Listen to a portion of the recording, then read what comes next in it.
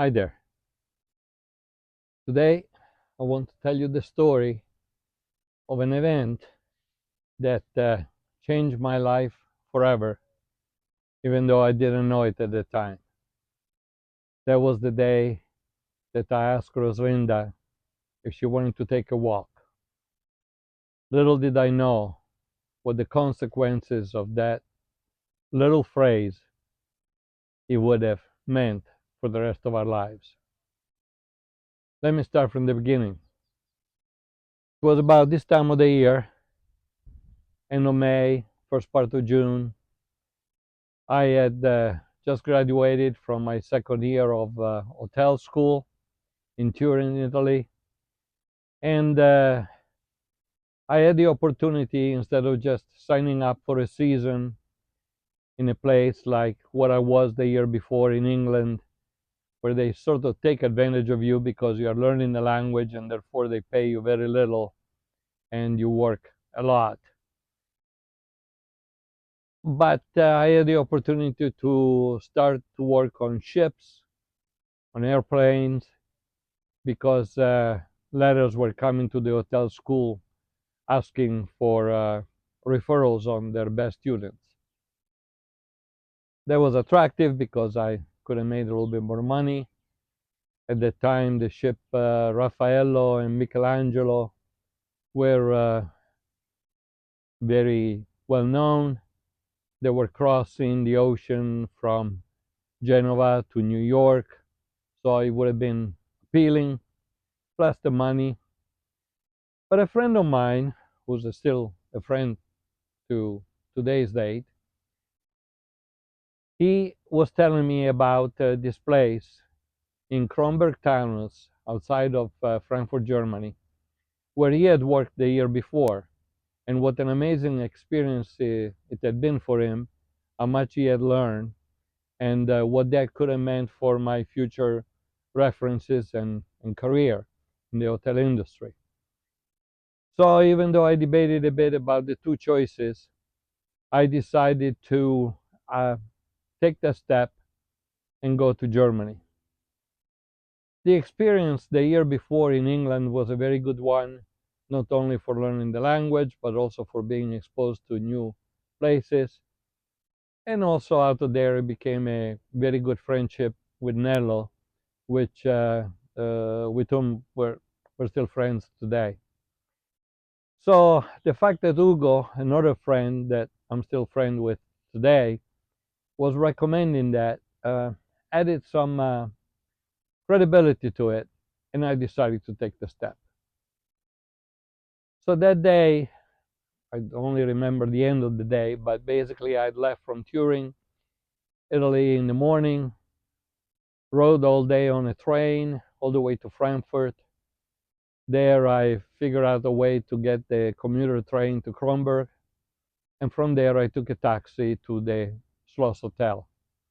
I had heard about the Schloss Hotel and maybe seen a picture of it, but nothing was like what hit me when I first walked in. This castle with all kind of art, uh, antique furniture, carpets, and an atmosphere that just was amazing. I went to the desk. I told them who I was, and since it was late for the day, they put me in an actual hotel room to spend the night until the following morning when they assigned me to my job. There, making the story a little bit shorter and to the point, there were also other employees. Three of them especially were Americans. They were there just on a student program that actually was generated by Rosalinda's dad, which was called the American Student Association. And that program allowed students out of college to work in a place in Europe where they would not necessarily need to know the language, working as chambermaids or as helpers in the kitchen. And then for 6 weeks, making a little bit of money that would then allow them to travel for another 6 weeks before they would fly back to the States for their next years in college. So there were those three American girls, and of course, since I could speak a little bit of English and not a word of German, I started a conversation with them with my little poor English. And I was especially interested in the fact that maybe they would have flown to Europe on the new plane called the Boeing 747, which actually in Europe we would call him the Superjet.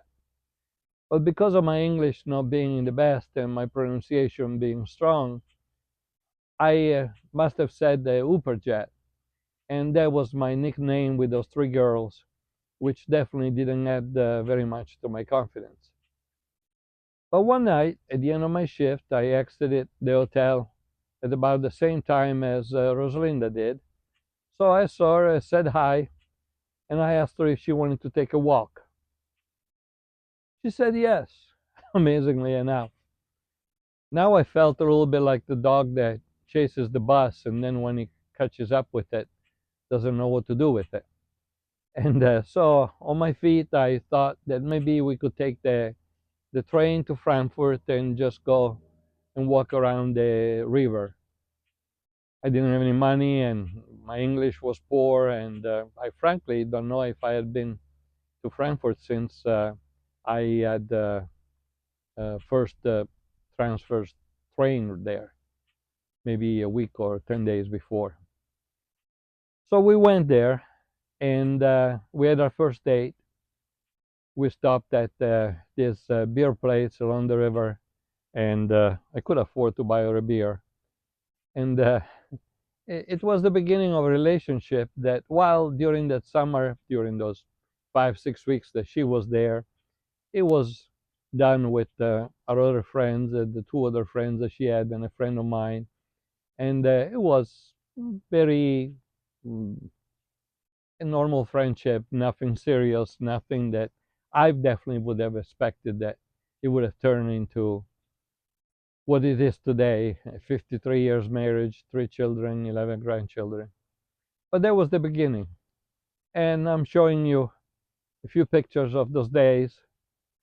And then I want to continue this video with a follow-up, because several years later, uh, this would have been 1986, I took my family for the first time to Europe. Very proud, of course, of showing off my 3 children, Sonia, Kelly, and Mark. And among other things, during our trip from London all the way to Rome over 5 weeks, we stopped again in Kronberg and we recreated our first date, which you will see in the follow-up to this video on the next video. So for the moment, I'm stopping with the story right here and documenting again what it has been a full life and what my efforts are to this day to continue to refine it and to search how to live even a fuller life. So again, thank you for watching.